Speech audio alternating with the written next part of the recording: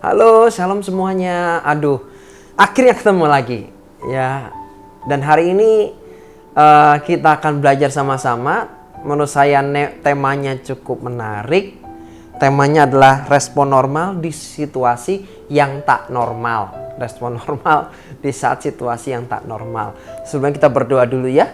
Tuhan, terima kasih buat anugerah-Mu. Engkau berbicara dalam nama Tuhan Yesus. Ajari kami Tuhan dari kebenaran-Mu, karena kami percaya kebenaran-Mu itu yang akan membebaskan kami, memerdekakan kami.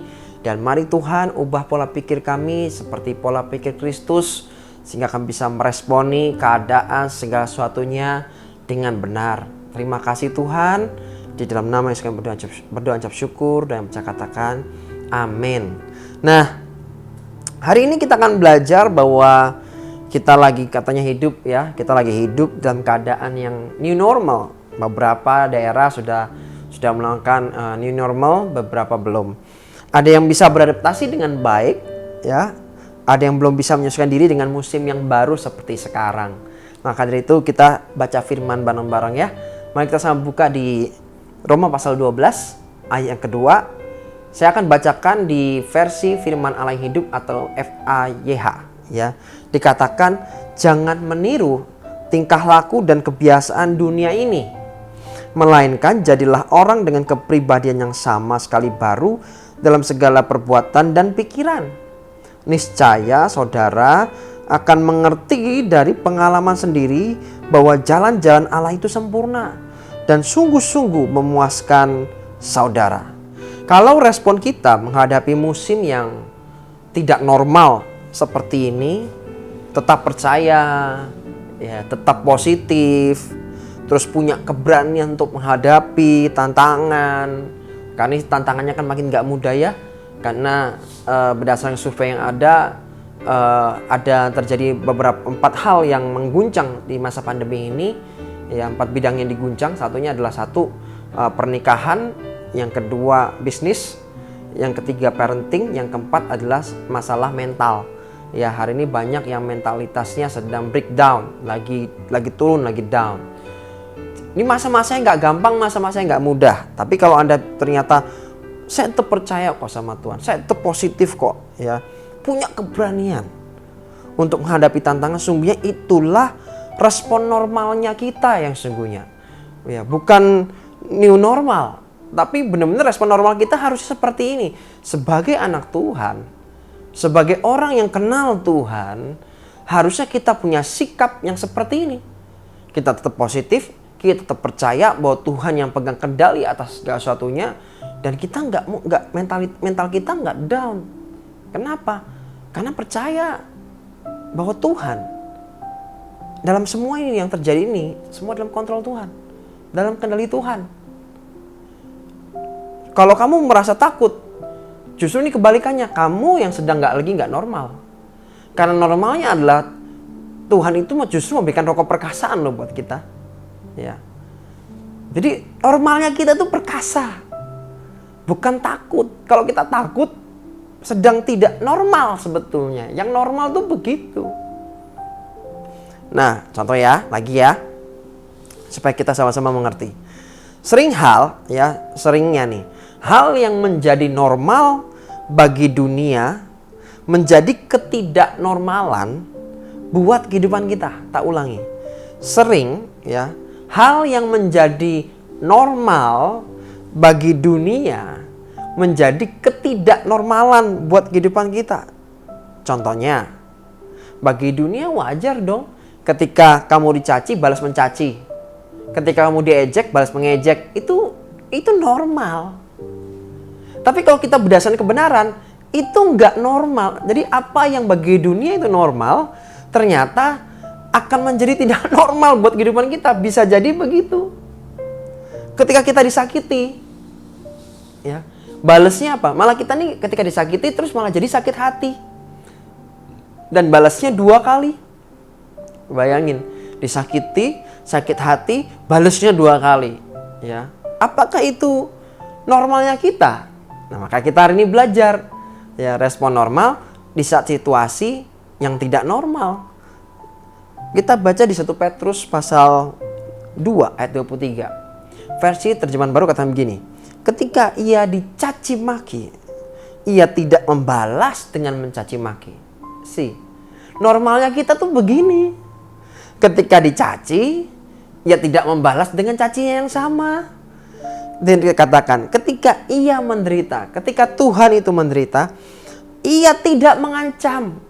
Bayangkan, Yesus tuh sebenarnya bisa loh mendatangkan 12.000 pasukan malaikat dari surga, tuh bisa. Tapi dia nggak ngancam. Dia punya kuasa, dia punya otoritas, dia sering buat mujizat. Tapi dia nggak pernah ngancam orang. Ya kan? Yang dilakukannya ketika diancam, ya ketika dia menderita, dia nggak ngancam orang. Apalagi balas dengan, wah tak buat kamu menderita. Enggak. Yesus nggak lakukan itu. Dikatakan, tapi ia menyerahkannya kepada dia, kepada Bapa di surga yang menghakimi dengan adil. Yang menghakimi dengan adil. Jadi apapun yang sedang kita alami, entah kamu difitnah orang, disakiti orang, entah kamu dicaci maki orang, diejek orang, dibully orang, harusnya jangan balas mereka dengan cara yang sama. Atau apa yang harus kita lakukan? Menyerahkanlah semuanya kepada Tuhan. Kok gitu sih? Klise tampaknya, iya. Tapi tahukah bahwa normalnya kita harusnya begitu? Ketika kita membalas mereka dengan cara yang sama, itu kita sedang tidak normal.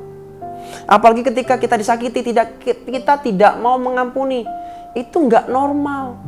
Jadi normal bagaimana? Ketika kita disakiti, kita lepaskan pengampunan, itu yang normal.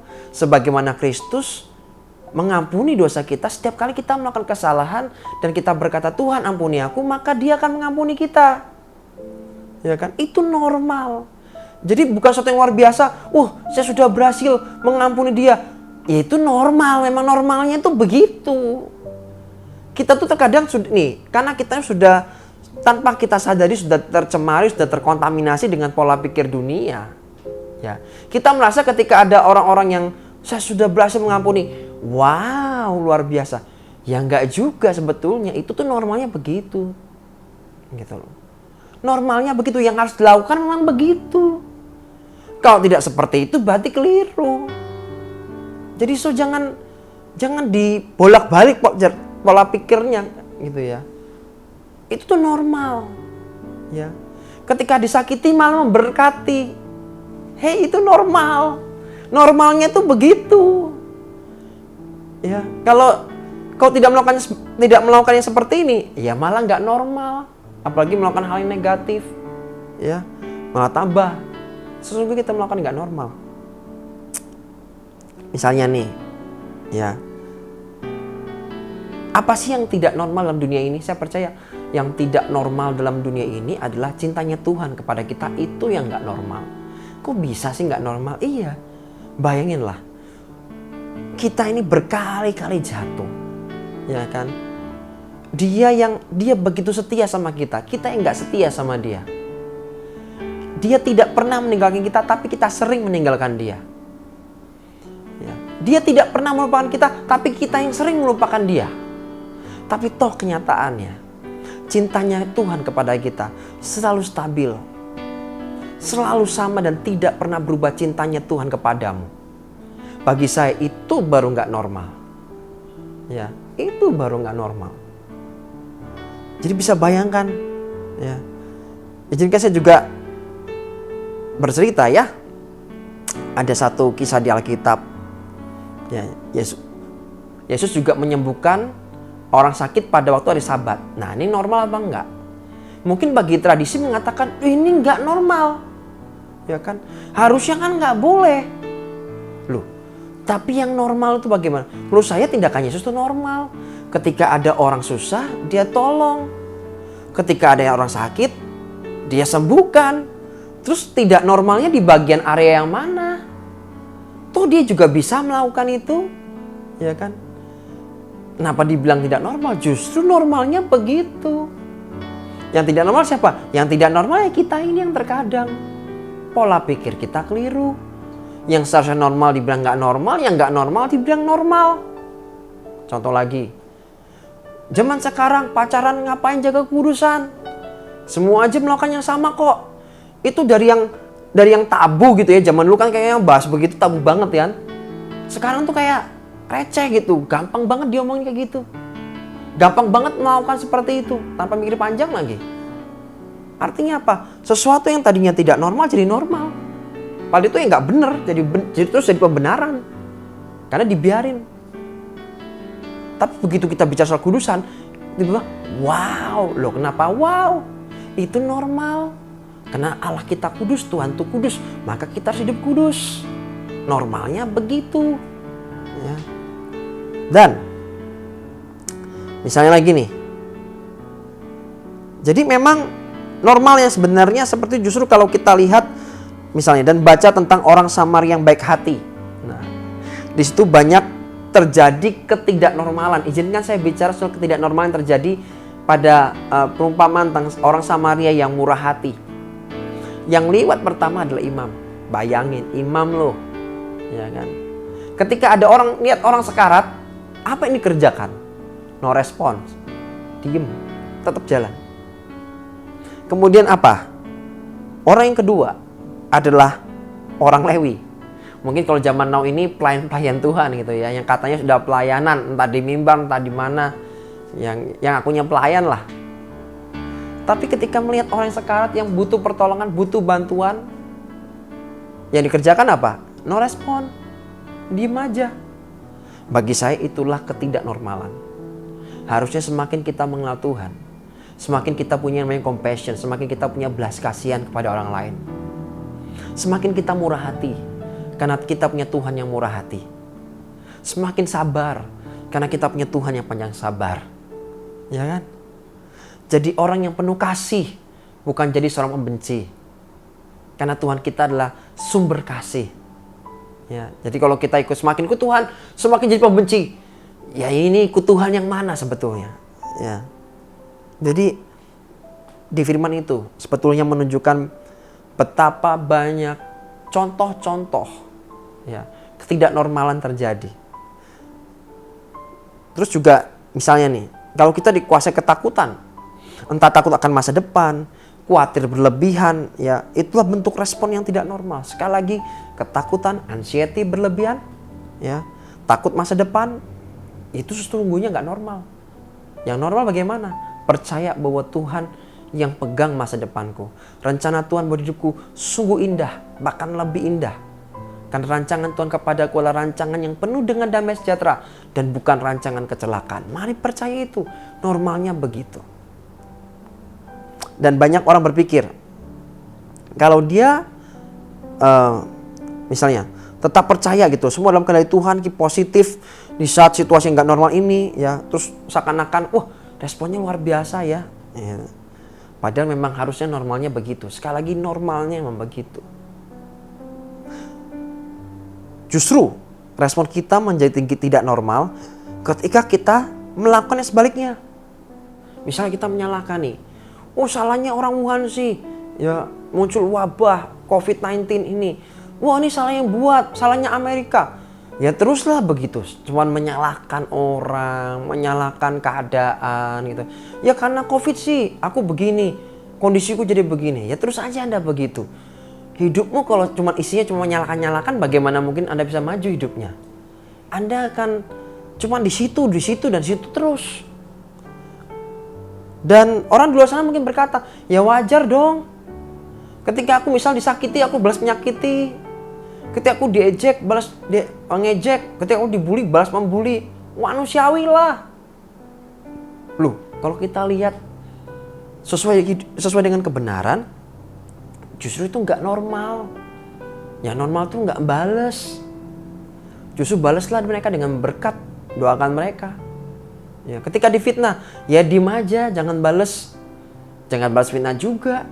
Jangan banyak konversi gitu ya, konferensi pers gitu. Padahal Anda bukan artis, tapi banyak konferensi pers. Anda nggak perlu lakukan itu kok. Ya, percaya bahwa semua yang terjadi itu atas izin Tuhan. Mari percayalah. Ya, terus nggak perlu nyalain siapa-siapa, nggak perlu. Ya. Dan saya belajar bahwa Firman Tuhan mengatakan jangan meniru di Roma 12 ayat 2 ya. Jangan meniru tingkah laku dan kebiasaan dunia ini, melainkan jadilah orang dengan kepribadian yang sama sekali baru dalam segala perbuatan dan pikiran. Harusnya ketika kita menerima Yesus Tuhan sebagai juru selamat pribadi kita, dan kita yang tahu persis bahwa kita sudah dipenuhi oleh Roh Kudus, harusnya kita menjadi manusia yang baru.